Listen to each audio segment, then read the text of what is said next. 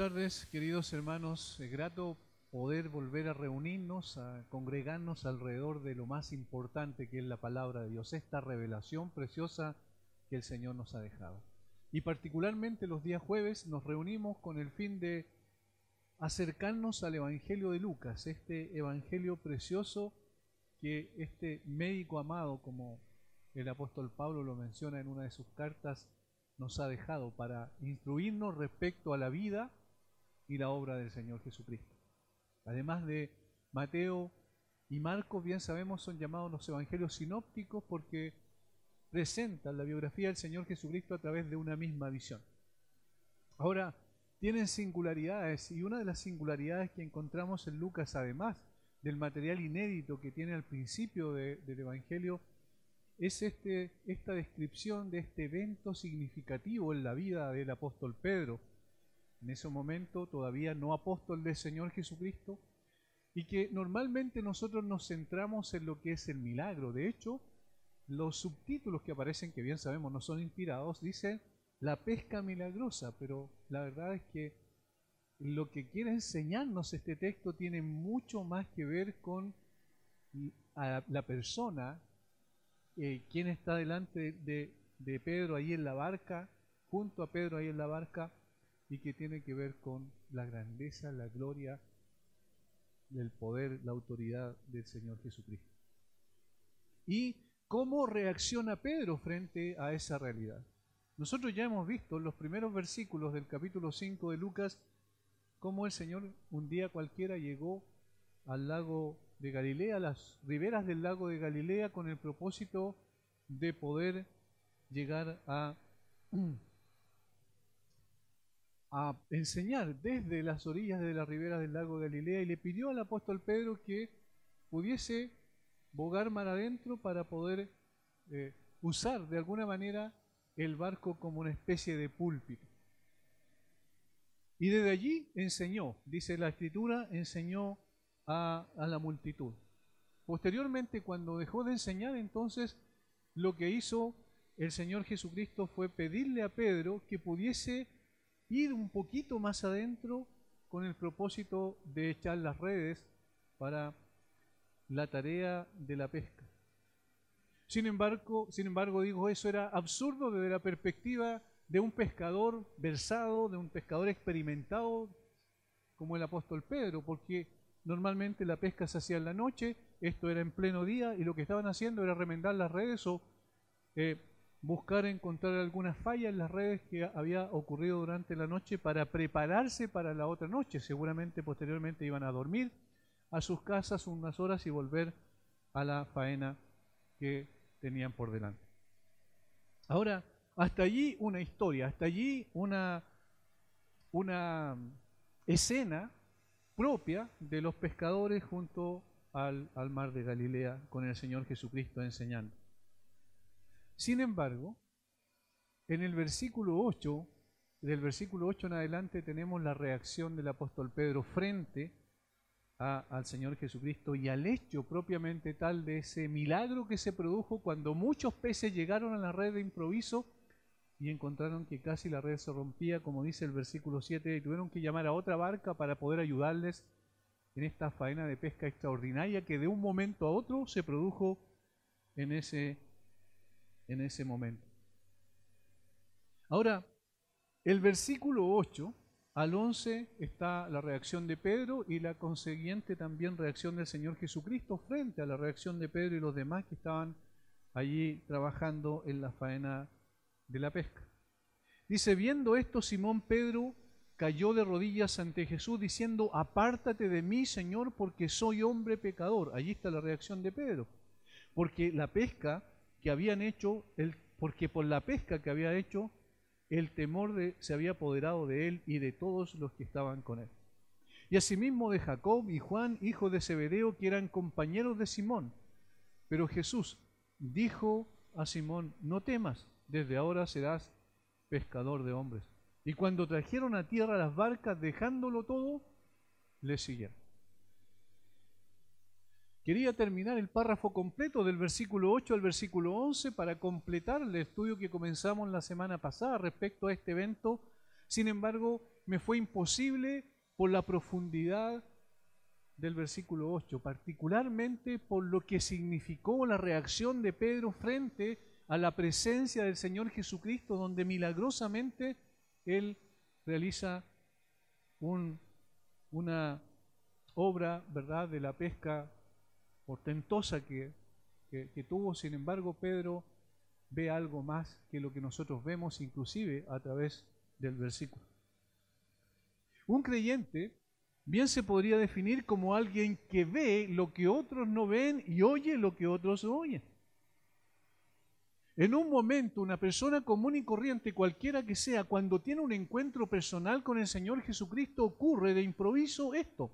En un momento solo tinieblas, al siguiente solo luz. Estas expresiones que mencionamos son quizás un burdo intento de describir el impacto inolvidable que causa un encuentro con la persona del Señor Jesucristo. El apóstol lo expresa de esta manera preciosa: porque Dios, que mandó que de las tinieblas resplandeciese la luz, es el que ha resplandecido en nuestros corazones para iluminación del conocimiento de la gloria de Dios en la faz de Jesucristo. Noten cómo lo dice Pablo. Porque Dios, que mandó que de las tinieblas resplandeciese la luz, está echando una mirada a la creación allí. Cuando el Señor dijo, sea la luz, cuando todo era tinieblas, y el Señor con su mandato dijo que fuese la luz, y la luz precisamente se hizo. Dice, es el que ha resplandecido, y ahora viene de la creación general, ahora a la regeneración, ahora viene a la redención especial, cuando esa misma luz que resplandeció en las tinieblas ahora resplandece en nuestros corazones para iluminación del conocimiento de la gloria de Dios en la faz de Jesucristo. Este es un momento extraordinario, de las tinieblas a la luz, de la muerte a la vida. Una persona que no tenía ninguna posibilidad de poder ver y concebir lo que tiene que ver con las cosas espirituales, porque estaba muerto en sus delitos y pecados. En un momento determinado la luz de Dios resplandece en su corazón y comienza a ver lo que nunca antes percibía, podía ver. Por tanto, este momento queda grabado para siempre en la mente y el corazón de quien lo experimenta. Este encuentro con la persona más gloriosa que ha pisado la tierra es imborrable, y eso es lo que tenemos precisamente en la reacción del apóstol Pedro. Un día como cualquier otro, un pescador del mar de Galilea sale a su labor y pone manos a la obra, trabaja toda la noche sin descanso, como hemos visto. Sin embargo, el resultado es paupérrimo, desalentador. No logra pescar absolutamente nada. Comienza a preparar su apero para volver por la tarde y hacerse nuevamente a la mar. Entonces, Jesucristo entra, se sube a la barca de Pedro en un momento dado. Aquel que había conocido superficialmente en algunos encuentros anteriores, que sabía dónde moraba, ven y ved, dijo el Señor, cuando ellos fueron junto con su hermano Andrés y fueron y vieron dónde el Señor moraba. Allí fue el primer encuentro relatado en el capítulo 1 de Juan.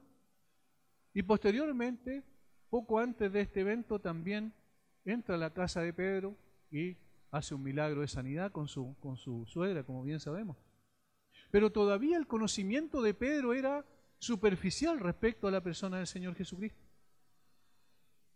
No le sorprendió en absoluto entonces que Jesús se acercara, pidiera su barca y subiera a su barca, valga la redundancia. No se le armó ni se molestó ante tal invitación. Más bien, para él todo era de lo más natural y habitual. No parecía haber nada que presagiara una crisis espiritual. En la vieja tarea del pescador, todo el tiempo hacía lo mismo, al que estaba acostumbrado. Entonces empuja su bote para apartarlo un poco de la orilla, según el maestro se lo había solicitado. Junto a los demás se sienta y escucha con atención lo que el maestro comienza a enseñar. Hasta aquí no había nada normal. No es la primera vez que lo hacía y no sería la última. Pedro ya había escuchado al Señor Jesucristo enseñar en más de una ocasión. Pero cuando termina de enseñar le dice que ahora vaya mar adentro y eche una vez más las redes.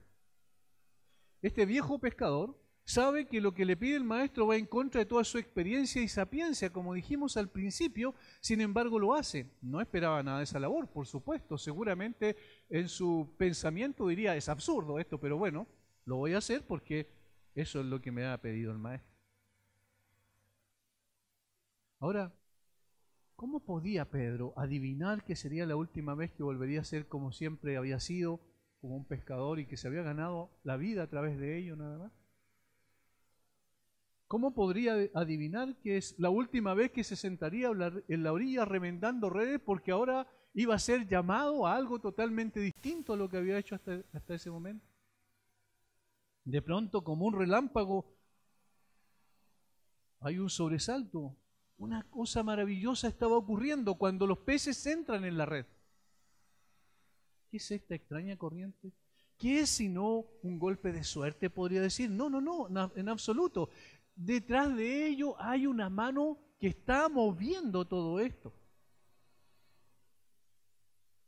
Un estremecimiento lo atraviesa y siente un hormigueo como el toque de una llama. Se vuelve para mirar a aquel que está sentado junto a él en la barca, mirando al Señor Jesucristo y pensando seguramente y reflexionando interiormente, ¿qué está pasando? ¿Quién es este hombre verdaderamente? ¿Es un maestro, es un rabí, es una persona que habla con autoridad, que enseña de una manera preciosa, que es grato escuchar? Pero aquí hay algo más, hay algo mucho más profundo. Lo mira al Señor y entonces lo ve como una persona común y corriente, tan humano, tan cercano, tan sereno.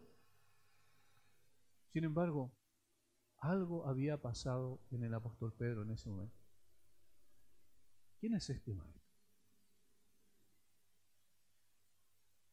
El maestro es muy cercano, muy íntimo, una persona muy especial. Ya Pedro había tenido admiración por él seguramente, como dije, a través de lo que enseñaba y lo que reflejaba en su carácter y conducta, seguramente atrajeron al apóstol Pedro. Sin embargo, aquí hay algo totalmente distinto que él nunca había visto. Y esto es significativo. ¿Cómo es posible que nosotros podamos entender el versículo 8 si no comprendemos que Pedro vio algo mucho más profundo en la escena que lo que fue la pesca propiamente tal? Dice el versículo 8, viendo esto, Simón Pedro cayó de rodillas diciendo, apártate de mí, Señor, porque soy hombre pecador. Esa reacción no es natural, en absoluto. De una u otra manera, Pedro estaba viendo a la persona que estaba al lado de él, no como simplemente el que enseñaba y el que Dios estaba con él porque hacía algunos milagros, sino que había algo más en ese maestro de Galilea. ¿Cómo es que dentro de esa voz suave y apacible suya parece estar sonando el sonido de esa trompeta que se hace cada vez más fuerte hasta que los israelitas cayeron sobre sus rostros asustados junto al Sinaí?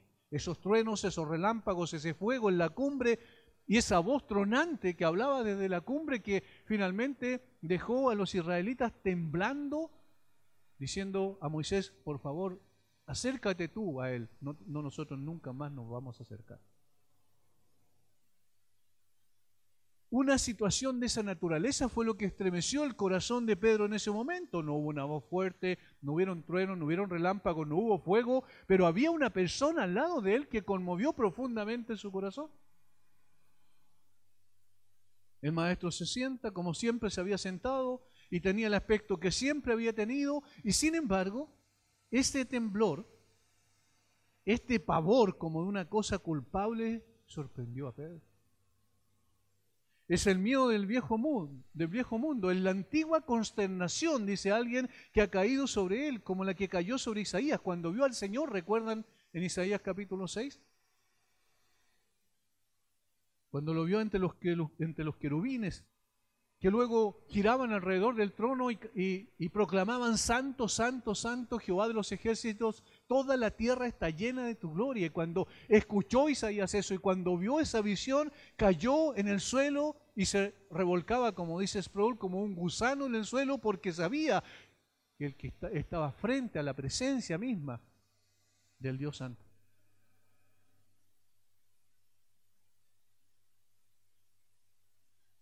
por Pedro tienen que haber pasado sentimientos de la misma naturaleza. Porque el caer de rodillas es una expresión física de una situación interna. Eso tiene que haberse producido por un impacto profundo en su corazón. Ahora Pedro es consciente de que el que está al lado de él es Dios. ¿A quién está mirando? Está seguro de ello, está viendo a Dios y por tanto no puede soportarlo, porque ninguna criatura aquí en la tierra puede soportar estar delante de la presencia del Dios Todopoderoso, ver la gloria de Dios y seguir viviendo. Lo ve como lo vio Job al final del libro. Y por eso Job expresa también sentimientos impactantes, emociones profundas, porque dice: de oídas te había oído, mas ahora mis ojos te ven. Por tanto, me arrepiento, me aborrezco, y me arrepiento en polvo y ceniza. Ese aborrecimiento que sintió Job por sí mismo es producto de haber estado frente a la presencia del Dios Santo, que del capítulo 38 en adelante lo confronta desde un torbellino y le muestra su grandeza, su gloria, y una vez que ve Job su gloria, entonces cae a sus pies, diciendo: de oídas te había oído, pero ahora mis ojos te ven. Hay una nueva visión en él. Un estremecimiento profundo inunda su alma, en sudor frío corre por su frente. Pedro estaba impactado, al igual que Habacuc. Oí y se conmovieron mis entrañas, a la voz temblaron mis labios, pudrición entró en mis huesos y dentro de mí me estremecí. Eso también por lo que oyó Habacuc. ¿Oyó a quién? Al Señor de la gloria. Ahora Pedro nunca lo había imaginado. Ahora ve a Jesús mucho más que como un maestro, lo ve tal como es el Dios Todopoderoso, y por eso cae a sus pies. Y desde entonces la vida de este pescador y sus compañeros nunca volvió a ser la misma. Esta es una de las historias más impactantes de los evangelios. Este encuentro entre el rudo pescador de Galilea y el santo de los santos hecho hombre, que estaba presente ahí al lado de él, que estaba enseñando en la forma de un hombre común y corriente, y sin embargo, si los ojos penetrantes, gracias a la gracia de Dios que abrió los ojos de Pedro, pudo ver algo mucho más profundo en él, pudo ver al santo de los santos. Es uno de esos relatos que impactan, que nos llevan a mirar la profunda pecaminosidad de nuestro propio corazón, reflejado ante el espejo perfecto de la santidad encarnada. Es uno de esos textos que después de todo lo que digamos de él, y eso es lo que uno se siente impotente como un expositor de la palabra frente a estos textos, porque después de que todo lo que digamos de él, quedaremos con la sensación de que solo hemos rasgado la superficie y todavía queda mucho por decir. ¿Cuántas veces hemos leído esta historia? Pero ¿cuántas veces hemos entendido la profundidad de la misma? ¿Cuántas veces hemos meditado en los pensamientos de Pedro y su reacción ante tal portento? ¿Qué hizo a Pedro reaccionar de esa manera dramática ante este milagro? ¿Qué fue lo que vio Pedro que nosotros no llegamos a percibir? Y aún teniendo todos los antecedentes respecto a quién era la persona que estaba junto a Pedro en la barca ese día, nos cuesta mirar un poco más allá de la escena. El cuadro que nos pinta Lucas es sencillo, es común, es simple, pero su implicancia y alcance es extraordinario. Y allí es donde quedamos impactados frente a este hecho. El encuentro especial entre Jesucristo y Pedro. Pedro lo conocía, como dije, como un maestro. Había visto algunos de sus milagros, pero nunca había reaccionado de esta manera. ¿Cuál es la razón por la cual reacciona de esta manera? Y eso es lo que yo quiero ver a través de dos cosas esencialmente, que forman un contraste, pero un contraste que parte por una visión de la gloria de Cristo. Pedro vio a Cristo como realmente era, en su condición de Dios Todopoderoso. una visión de la gloria de Cristo. Versículo 8 comienza diciendo, viendo esto, Simón Pedro, viendo esto, ¿qué vio Pedro? Nosotros decimos, pero es obvio, lo que vio fue el milagro, lo que vio fue los peces que casi rompían la red en esa escena extraordinaria. Eso es lo que vio Pedro, y claro, es verdad, vio Pedro eso, pero vio mucho más que eso. Vio algo más que eso, vio más allá de eso. La vista de Pedro no se posó en los peces que había atrapado, sino en la mano que dirigió a los peces a la red. Pedro se dio cuenta de improviso que no tenía que poner la mirada en la provisión que había recibido producto del milagro, sino tenía que poner la mirada en aquel que había provisto de esa manera extraordinaria, porque había un mensaje más profundo que él quería transmitir a través de ese milagro. Debía mirar a la persona que estaba en su barca e hizo posible este milagro.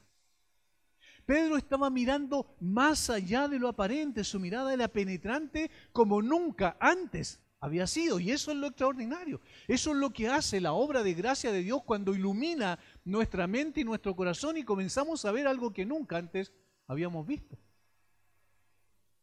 Pedro sintió lo que vio, sintió cómo le pesaba, y al sentirlo instantánea y profundamente, su primer movimiento fue retroceder. Alarmado. Retrocedió alarmado y rogó al Señor que se apartara de él. ¿Cómo puede ser que este hombre tan especial, que no es simplemente un hombre, sino Dios Todopoderoso, puede estar en mi barca? Junto a mí.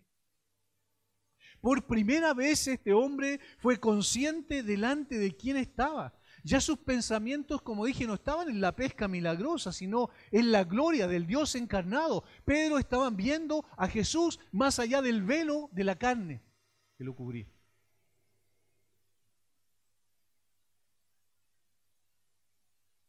Para Pedro, como dijimos, Jesús no era un desconocido.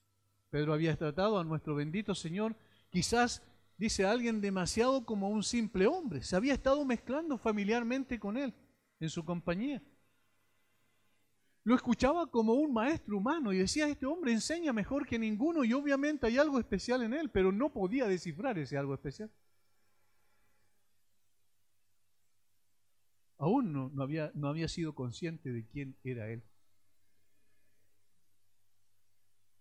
Pero ahora la conciencia se ilumina dentro de él, de que Dios estaba en ese lugar.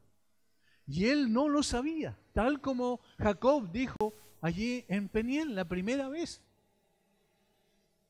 Dios está en este lugar y yo no lo sabía. No sabía que había estado parado en la misma puerta del cielo. En la misma puerta del cielo. Pedro estaba teniendo una revelación del carácter del Señor Jesucristo. Pedro estaba viendo no a una simple persona, a un maestro que enseñaba buena moral, a un hombre simpático, a un hombre compasivo que había ayudado a otros. Estaba viendo a Dios delante de sus ojos.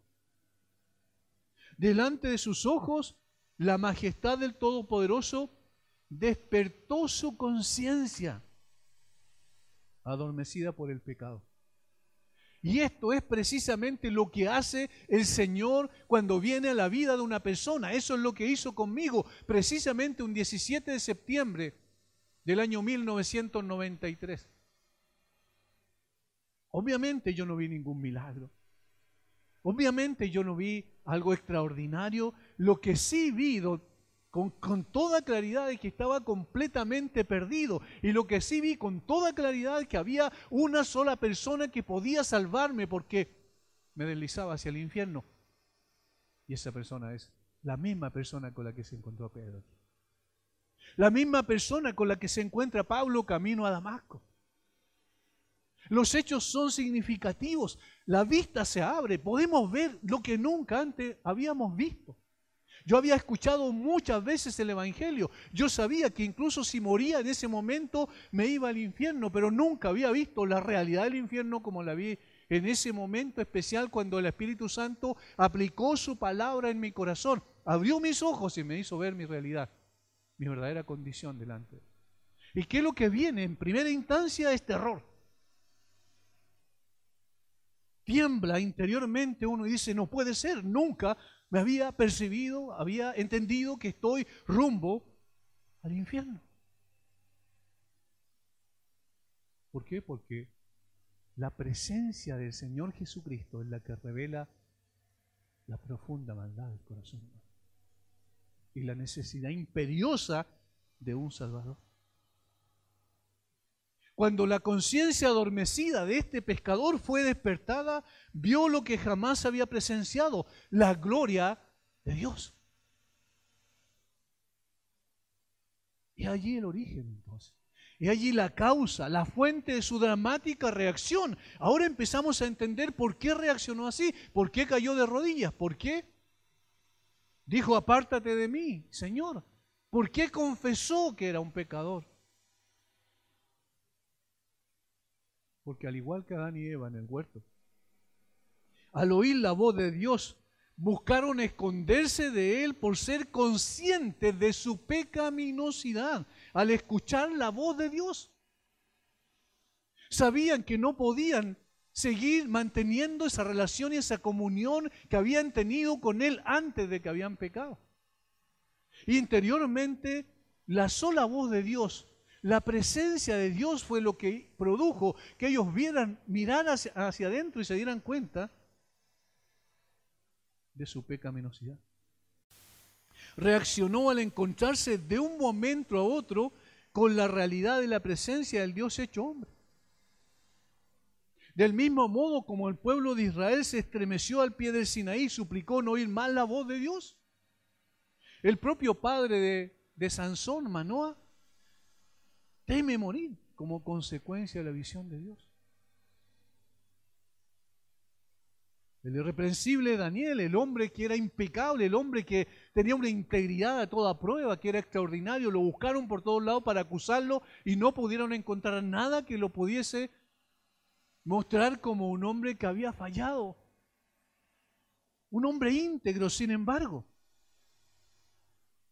cae postrado y debilitado ante el ángel de la alianza. Tiembla. Y tiene el ángel que poner su mano sobre él para levantarlo y decirle, no temas. Isaías está oprimido por un doloroso sentimiento de culpa cuando tiene la visión extraordinaria del Señor allí en el templo. Y después de presenciar la adoración del Dios eterno, él queda fulminado.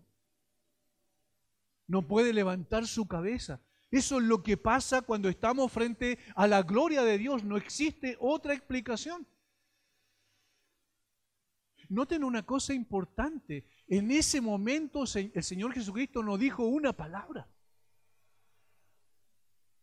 Fue que el Señor abrió la mente de Pedro, el corazón de Pedro. Y su vista como nunca se posó en la gloria de Cristo.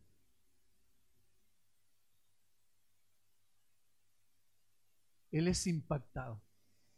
Es impactado por la sensación de indignidad absoluta encontrándose delante del Todopoderoso. Mira su corazón y sabe que solo merece la muerte. Eso es lo que ocurre cuando estamos frente a la gloria de Dios.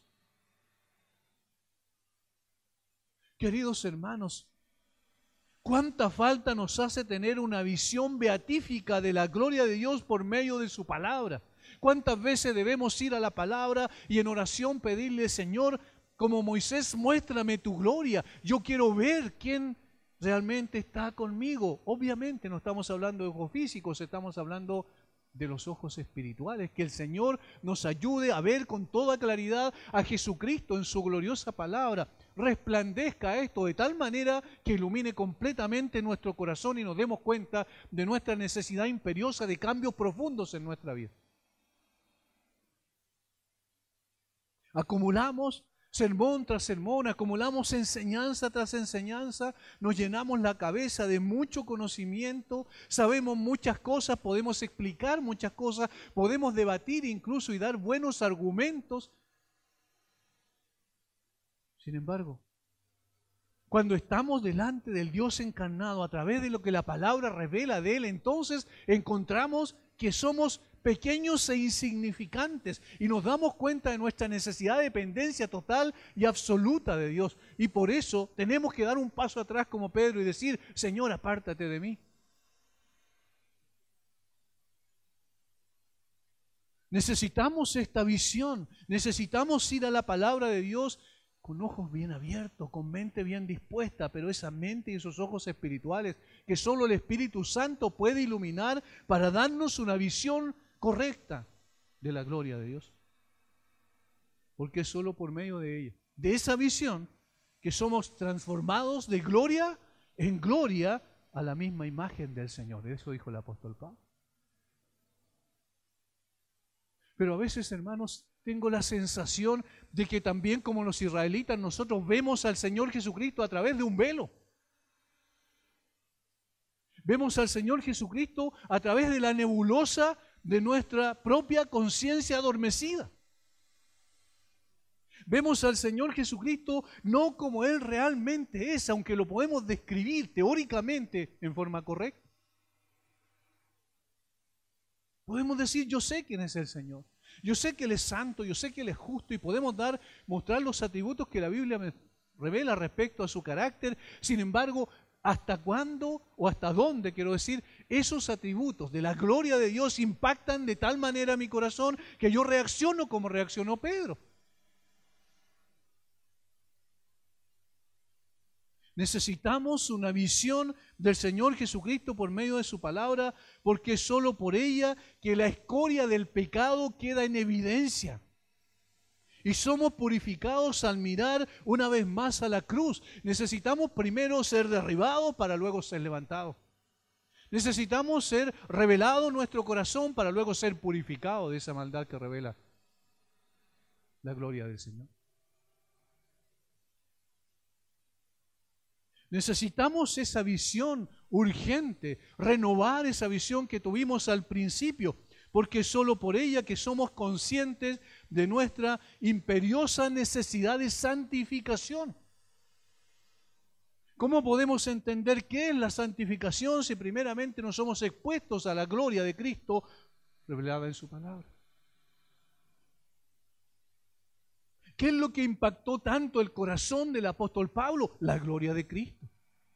¿Qué es lo que impactó el corazón de Juan? Un hombre avesado ya como un creyente maduro, con muchos años casi al final de su vida, cuando es llevado a la isla de Patmos y el Señor le muestra esa visión.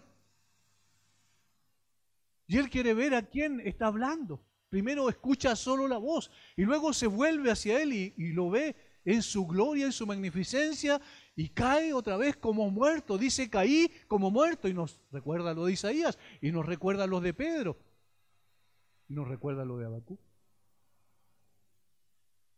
¿Qué pasa? ¿Por qué ocurre eso?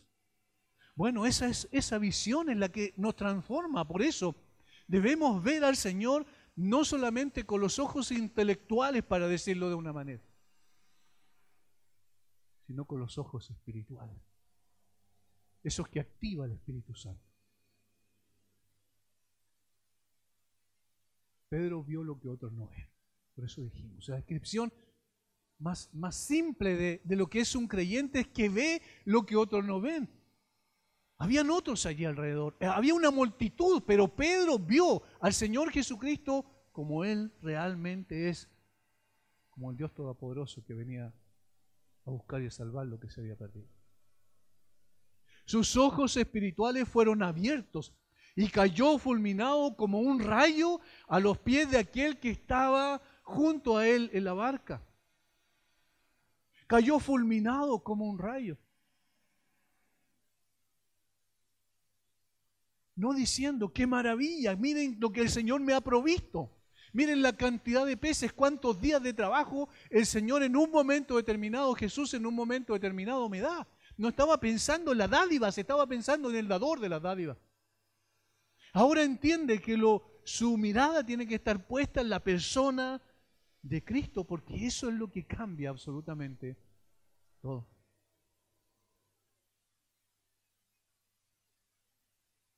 Jesús no había cambiado de apariencia. Físicamente seguía siendo el mismo. Estaba al lado de Pedro, sereno como siempre, sin mayor inquietud. Sin embargo, Pedro lo ve con ojos mucho más penetrantes. Y con esos ojos nosotros debemos ir a la Biblia todo el tiempo, pidiendo: Señor, por favor, muéstrame tu gloria. Señor, por favor, quiero verte realmente como eres a través de tu palabra. Señor, no quiero entender superficialmente algunas cosas, conceptos y definiciones. Quiero verte a ti. Esa visión es la que transforma. Esa visión es la que cambia. Y entonces, después de que echa una mirada a Jesucristo, mira su propio corazón. Eso es inevitable, este es el contraste. Y en lo segundo, una visión de su propia indignidad. Y podríamos ampliarlo y decir, es una visión de la indignidad humana, pero la indignidad humana, el hombre nunca se va a dar cuenta de esa realidad hasta que no sea presentado delante de la gloria de Jesucristo. Y eso es el Evangelio, no es otra cosa. La actitud de Pedro muestra la interpretación que él hace del milagro. No está en el milagro en sí, sino en la gloria de Jesús. Y ante esa luz radiante que vino a este mundo, el alma de este rudo pescador de Galilea quedó en evidencia como jamás la había estado. Ahora puede ver su real condición delante del Señor Jesucristo. No porque alguien se lo esté diciendo, sino porque al ser confrontado frente a esa luz que penetra todo, se da cuenta de su condición. La conciencia despertada por esta visión de quién era Jesús lo llevó a contemplar la realidad de su corazón. Quedó completamente desnudo delante de él. De tal manera que fue imposible ocultar la perversidad de su alma. ¿Cuánto necesitamos eso nosotros? A veces creemos que somos más buenos de lo que somos y escondemos que en realidad somos más malos de lo que nosotros nos gustaría reconocer. ¿Cómo no somos conscientes de esto todo el tiempo? ¿Cómo no podemos ver con toda claridad esa situación? Es porque no estamos siendo expuestos adecuadamente a la gloria de Jesús. Pedro allí vio su alma realmente como era. Cayó de rodillas ante Jesús. Se desplomó al suelo, no solo físicamente, sino también espiritualmente. Fue quebrantado. Y eso es lo que nosotros necesitamos, hermanos, ser quebrantados. En tiempos donde el intelectualismo extremo a veces está secando la iglesia, necesitamos ese poder espiritual que solamente se puede encontrar cuando somos quebrantados delante de la gloria del Señor Jesucristo. ¿Qué podemos hacer frente a su santidad? ¿Qué podemos hacer frente a su majestad, a su justicia, a su grandeza? Su orgullo, su autosuficiencia fueron aplastados por la presencia de la gloria de Dios en Jesucristo. ¿Puede haber otra explicación? No existe otra explicación. Lo que hizo Jesús con Pedro, sin decir una palabra, fue lo que el viejo Simeón, al borde de la vida, pronunció en su himno de despedida dentro del templo. ¿Recuerdan? Le dijo a María, sosteniendo al niño en sus brazos, al Señor Jesucristo en sus brazos, le dijo que por este niño los pensamientos de muchos corazones serían revelados. Eso le dijo.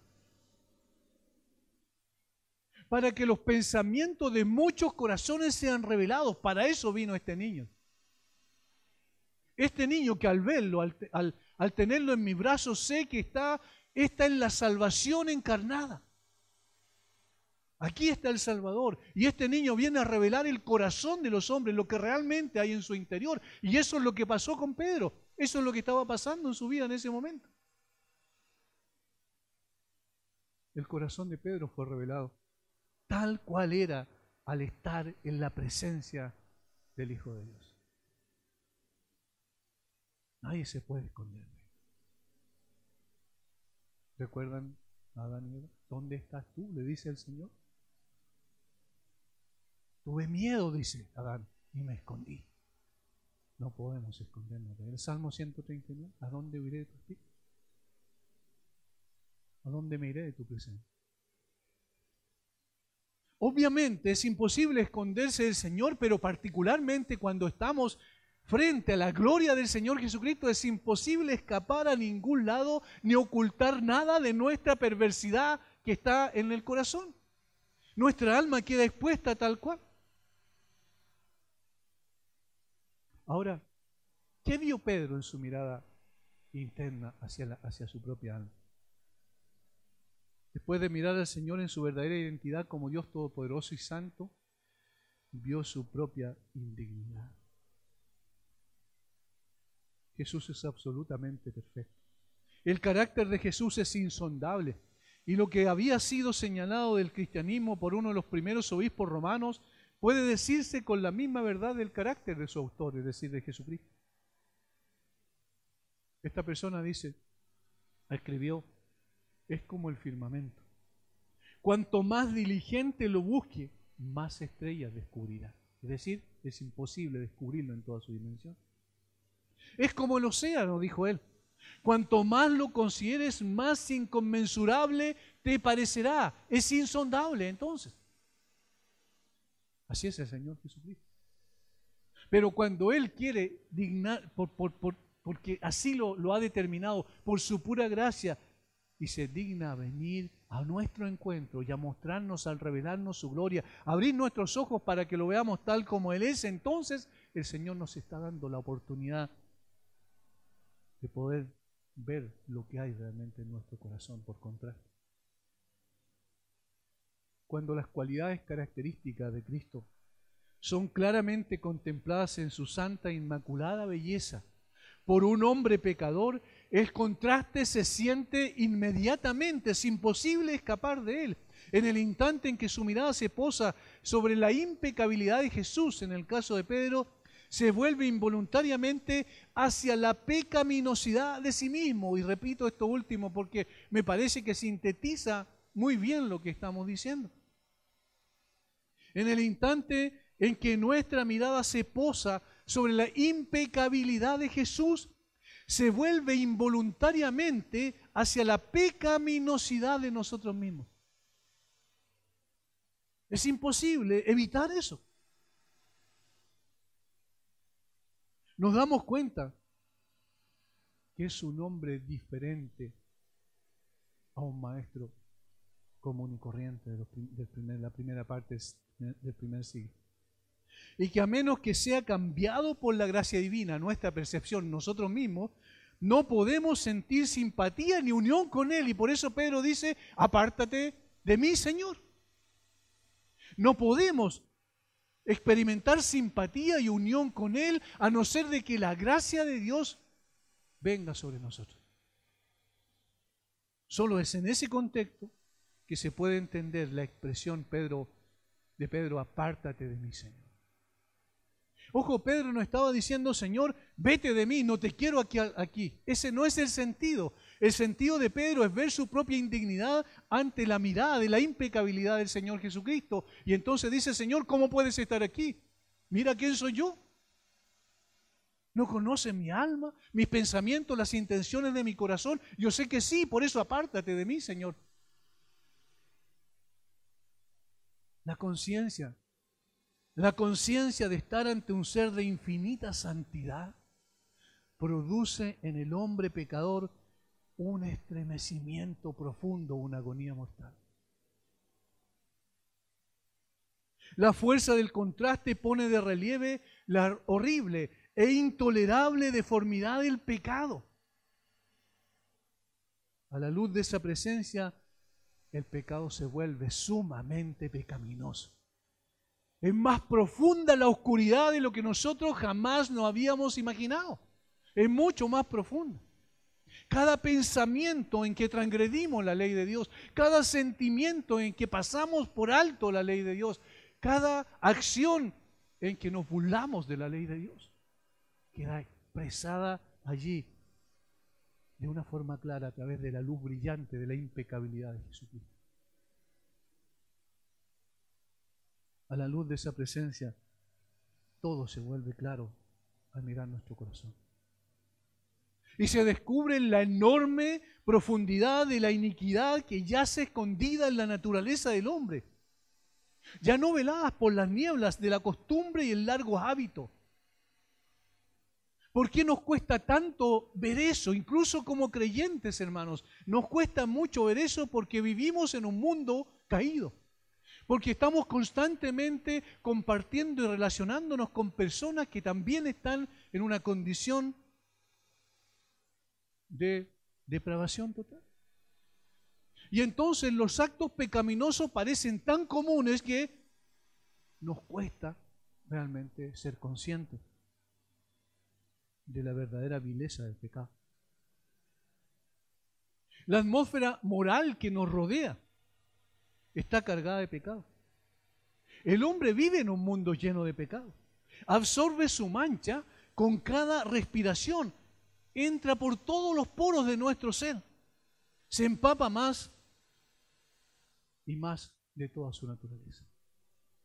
En otras palabras, la costumbre de vivir dentro de este ámbito nos vuelve insensibles ante la realidad de ese pecado, del pecado personal. Claro, los hombres que viven a distancia de Dios carecen en realidad de un estándar con el que medir su desvío de la ley divina, y por eso la gente no se arrepiente y no cae a los pies de Cristo, porque viven a distancia de Él y entonces parece que no hay nada malo en sus corazones. Claro, cuando yo estoy en la oscuridad, entonces aún la camisa más negra parece como blanca. Pero, como dice el apóstol Pablo, cuando las cosas o todas las cosas son hechas, quedan en evidencia por la luz, entonces son hechas manifiestas. Cuando la luz resplandece, y la luz del Señor Jesucristo, la gloria de Cristo resplandece a través de la predicación del Evangelio en el día de hoy, entonces allí se ve con toda claridad lo negro del alma. Ahora, solo cuando un hombre comienza a ascender, dijo alguien, la colina de Dios, para salir del asqueroso miasma en medio del cual ha estado viviendo y moviéndose, puede descubrir en alguna medida las proporciones reales de las cosas. Trae a su corazón lo miserable que es y las repugnantes formas de maldad que hasta ahora le han rodeado y que él no había sido consciente hasta ese momento. El espejo perfecto está delante de nosotros. La gloria de este ser glorioso, que es el Señor Jesucristo, valga la redundancia. Allí vemos lo que hay realmente en nuestro corazón. Él escudriña hasta lo profundo de nuestra alma, lo íntimo de nuestro corazón. Y entonces no podemos esconder la depravación total del alma. Pedro no podía creer cómo de un momento a otro comienza a ver algo que jamás en su vida había visto. Cómo de un momento a otro, cuando le queda claro que el que está al lado de él es el ser impecable, absolutamente santo, y entonces cae a sus pies. Cae a sus pies. Ahora nosotros decimos, bueno, esa es la experiencia de la conversión. Y esto es bueno que lo sepan los incrédulos, pero ojo con esto. No es solo la experiencia del hombre pecador que cae de rodillas a los pies del Señor al ser expuesto a la gloria de Dios. Es también, o debe ser también, el sentimiento de un hombre redimido que es expuesto a la gloria de Dios en la faz de Jesucristo a través de la palabra escrita. De ahí surge la mayor comprensión del pecado, que resulta en crecimiento en santidad. Cuando realmente vamos a la palabra y nos damos cuenta que no es solo información, nos damos cuenta que no es solo decirnos cosas para que aprendamos, como dije, hace un momento y ser expertos quizás en debatir con personas en las redes sociales, sino que realmente Dios se ha revelado para que veamos nuestra condición y necesidad imperiosa de Él, cuando nos damos cuenta que aún siendo creyentes todavía necesitamos de esa gloriosa realidad que se manifieste en nosotros. Entonces empezamos a entender qué es lo que significa la santificación. La explicación de la aparente dificultad de que los más santos de la humanidad, y esto es significativo, se confiesen a sí mismos como los más grandes pecadores. Eso dijo el apóstol Pablo. Eso dijo Job, en lo que nosotros mencionamos hace un rato atrás. Esto solo se puede entender en esta confrontación ante la gloria de Dios. Esto solo se puede encontrar en ese momento preciso, cuando Jesucristo revela todo su carácter, hasta donde nosotros hemos de conocerlo y podemos conocerlo, y entonces nosotros no podemos reaccionar de otra manera más que de la que reaccionó Pedro. No son solo los groseros pecadores, ni los ignorantes quienes conocen este comienzo, este toque de vergüenza. El grito brota de los labios del más puro y del más alto, del hombre más santo, del hombre más piadoso, es más consciente todavía de su pecaminosidad. ¿Por qué? Porque cada vez es más expuesto a la gloria de Jesucristo. Cuando más cerca de Dios, más aguda es la angustia y más vehemente la protesta. Apártate de mí, Señor. El Job, con todo su corazón en llamas de justicia, recuerdan el hombre íntegro, el hombre justo, recto, temeroso de Dios, apartado del mal. El hombre que es un estándar que se coloca, que el mismo Dios dice, este hombre, le dice a Satanás, no has considerado a mi siervo, míralo, él es una persona ejemplar.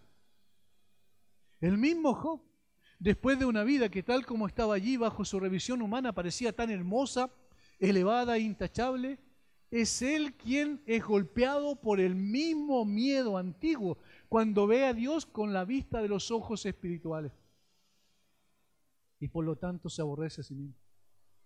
Y como dijimos hace un momento, es Isaías, el profeta evangélico, quien aglutina en cálidas palabras la más plena pasión del antiguo grito: ¡ay de mí! Un oráculo de juicio está sobre mí, que soy muerto porque han visto mis ojos al Rey Jehová de los ejércitos. Hermano, esta ha de ser nuestra, mientras meditaba, mientras preparaba este estudio, mientras pensaba en la magnitud de esta escena junto al mar de Galilea hace 2000 años atrás, pensaba que esta debe ser nuestra experiencia constante. Como Moisés debemos decir una y otra vez: Señor, muéstrame tu gloria. Necesitamos desesperadamente ser expuestos a la gloria del Señor en su palabra para despertar nuestra conciencia adormecida por el pecado y experimentar esa sensación de pequeñez e insignificancia ante la perfección de nuestro Señor. Porque este es el camino de la santidad, no existe otro. Este es el camino de la santidad. Podemos asistir a una gran cantidad de congresos y conferencias sobre santidad, pero si no somos expuestos cada día a la palabra, al Dios santo que se revela en la palabra, si no vamos con una sensibilidad especial de nuestro corazón a poder ver la gloria del Señor a través de lo que Él ha revelado, entonces vamos a acumular conocimiento nuevo.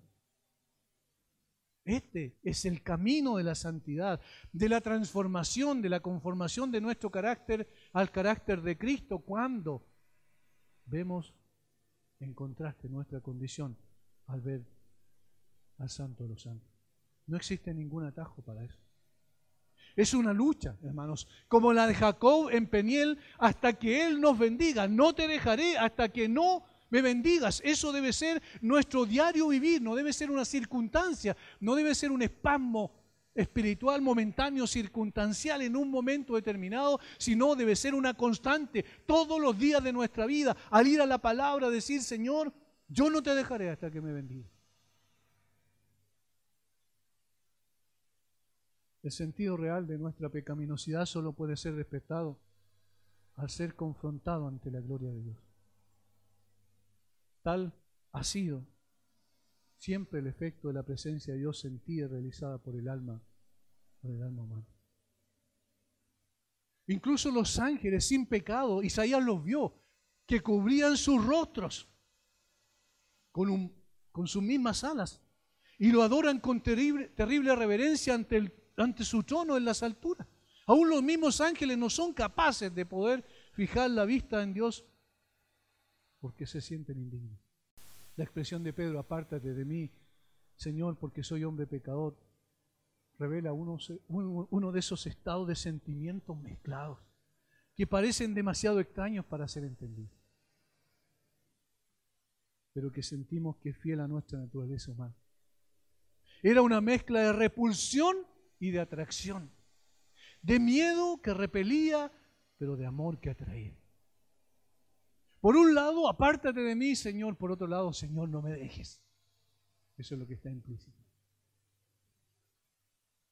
Por un lado, temblando interiormente su alma, atormentada por ver la condición de su corazón, pero también con una esperanza viva. Delante de mí está aquel que me ama.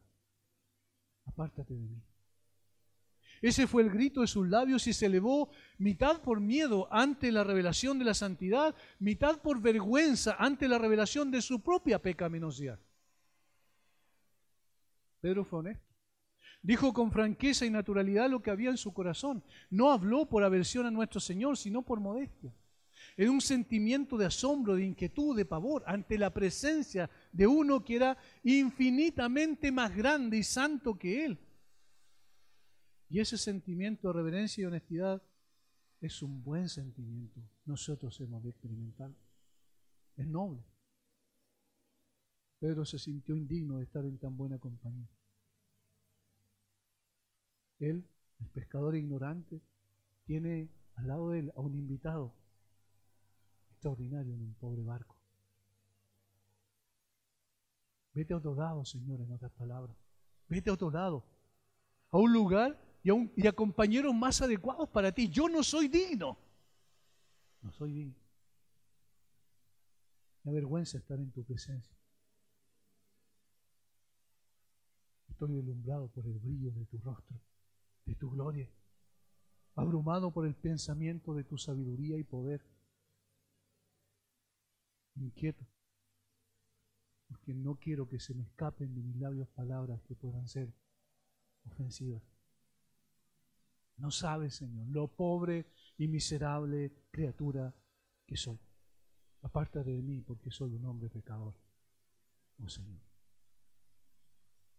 Hermanos, ¿no es ese mismo sentimiento que tenemos cuando concentramos todo nuestro ser en la persona de Jesucristo? Hermano, ¿cuántas veces hemos reaccionado así cuando el Señor se ha revelado en su palabra a nosotros?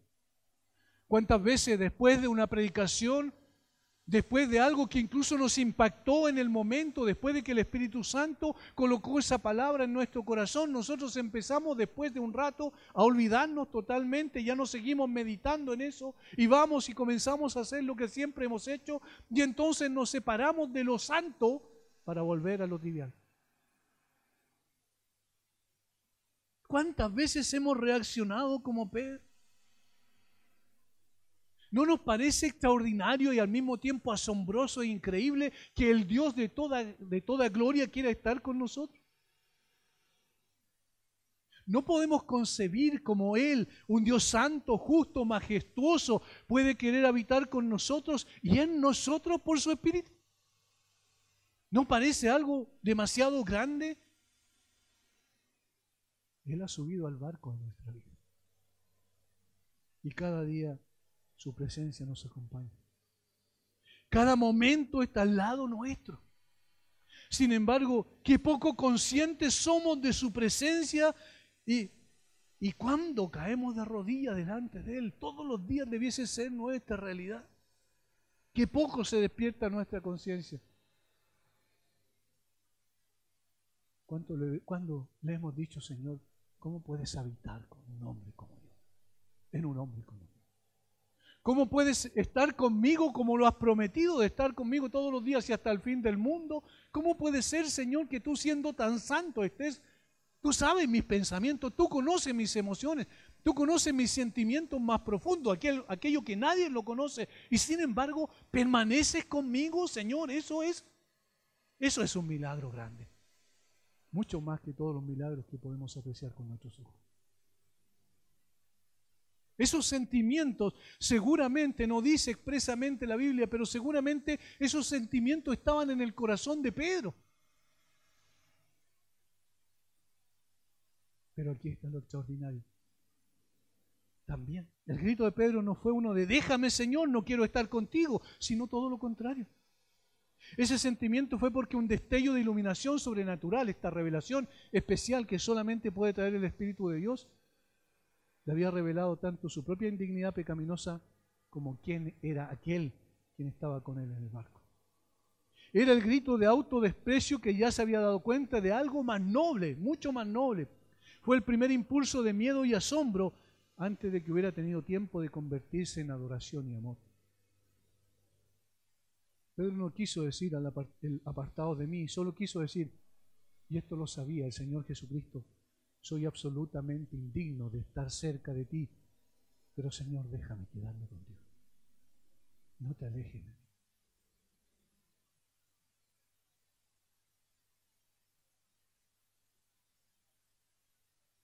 Cuán diferente al grito de los gadarenos, cuando el Señor Jesucristo liberó a un hombre que tenía demonios, recuerda. Y los gadarenos lo encontraron en Jesús y le dijeron, vete de nuestra tierra, no te queremos aquí. Ellos sintieron con un dolor profundo en su corazón por los cerdos que habían perdido, pero echaron al Señor de la gloria. No, el grito de Pedro no era ese.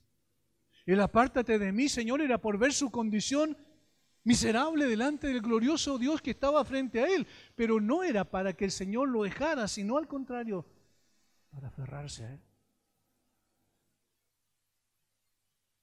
Este es el grito de Pedro, de un hombre angustiado por el peso de su pecado, pero esperanzado en el perdón de los mismos.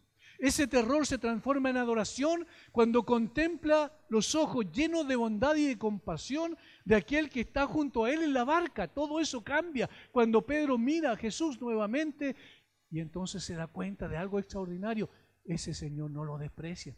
Ese Señor está dispuesto a acogerlo. Ese mismo Señor después lo iba a mirar con compasión cuando estaba en el patio de Caifás y lo iba a mirar y Pedro, dice la Biblia, se acordó de las palabras que había dicho el Señor Jesucristo, pero Jesús no le dijo nada. Solo vio su rostro. Y eso fue suficiente para que Pedro llorara, se apartara de allí y pidiera perdón. Ahora, esos mismos ojos están mirando a Pedro con bondad y compasión. Esta misma experiencia es la nuestra. Hermanos, este sentido del pecado relacionado con la justicia debería ocupar un lugar destacado en la experiencia cristiana. Y en la medida en que primero sea provocado vívidamente por la operación de la palabra de Dios en nuestro corazón y luego sea completamente pacificado con esta otra mirada, una visión de Cristo, el que sufre por nosotros, el justo por los injustos para llevarnos a Dios. Eso transforma entonces ese terror y ese temor en amor, en adoración. Aquellos que como Pablo y Lutero han tenido la percepción más clara de la iniquidad del pecado y de su propia criminalidad ante Dios, han tenido al mismo tiempo la visión más luminosa y constreñida de Cristo como el Cordero de Dios que quita el pecado del mundo. Cuando nos sentimos más miserables delante de la gloria de Cristo, entonces es cuando estamos preparados para mirar a la cruz y ver lo que Él hizo por nosotros allí. Y entonces somos recibidos. Y entonces somos acogidos. Y entonces somos restaurados. Y entonces somos transformados. En conclusión, quien contempla la transgresión humana a la luz de la cruz no duda de la naturaleza y el carácter del ser clavado en ella. Y no tiene dudas, dijo alguien, sobre su propia naturaleza y carácter.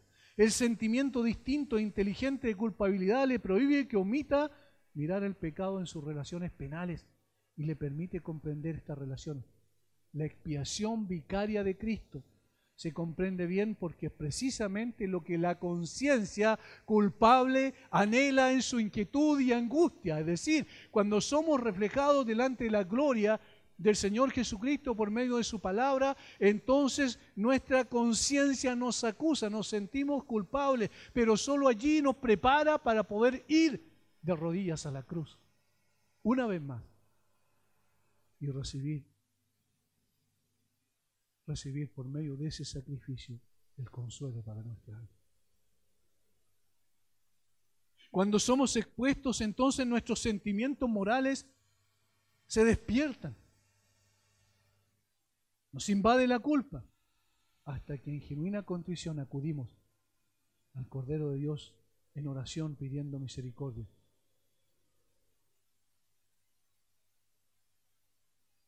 Como dijo alguien, esta ofrenda que tú mismo has provisto es mi propiciación, esto expía mi pecado. Entonces la sangre expiatoria es aplicada por el Espíritu Santo a nuestra alma. Y la conciencia se llena de la paz de Dios que sobrepasa todo entendimiento. Un teólogo dijo lo siguiente, y con esto termino. La conciencia responde a Dios: Señor, he descubierto que no hay lugar en el juicio ante ti porque el alma en sí misma está abrumada por un mundo de culpabilidad. Pero encuentro una sangre rociada sobre él que tiene, estoy seguro, virtud suficiente para purgarlo todo y presentarlo puro. Y sé que donde quiera que encuentres esa sangre rociada, tu ira se apaga y se apacigua inmediatamente al verlo. Tu mano no puede herir cuando esta sangre está ante tus ojos. Tu mano, Señor, no puede herir cuando esa sangre preciosa derramada en la cruz está delante de tus ojos. Y hermanos, esa es nuestra esperanza. Y por eso todavía permanecemos delante de Dios. Y por eso, porque la ira de Dios no viene sobre nosotros, porque donde el Padre ve la sangre de su Hijo, entonces hasta allí llega la ira. Y nuestra alma angustiada, consciente de haber pecado contra Dios, de haber deshonrado el nombre que es sobre todo nombre, entonces es consolada por la certeza del perdón gracias a esa sangre vertida.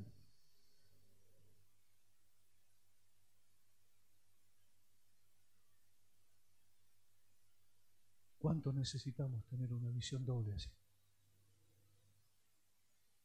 De la gloria del Señor y de la pecaminosidad de nuestro corazón. Pero luego miramos a la cruz y ahí está la solución. Solo ahí está la solución. Padre, gracias te damos. Gracias una vez más por tu palabra.